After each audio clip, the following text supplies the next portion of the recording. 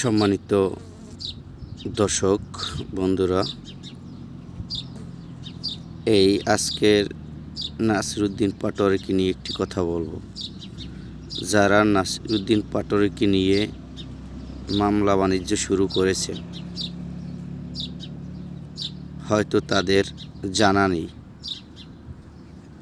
নাসিরউদ্দিন পাটোয়ারির হারানোর কিছু নেই এবং তাকে স্বৈরাচার সরকার যেভাবে রিমান্ডে নিয়েছেন,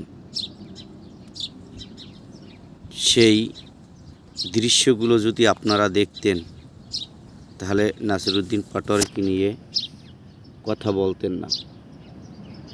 কারণ নাসিরউদ্দিন পাটোয়ারিকে রিমান্ডে নিয়ে দু পা উপরে দিয়ে তারপরে যেভাবে অমানবিক নির্যাতন করেছে, তা কোনো সুস্থ মানুষ চোখে দেখলে সে নির্দ্বিধায় দাঁড়িয়ে থাকতে পারত না। তাই নাসিরউদ্দিন পাটোয়ারিকে নিয়ে যারা গুজব ছড়াচ্ছেন এবং বাজে মন্তব্য করছেন, তাদেরকে হুঁশিয়ার করে দিলাম।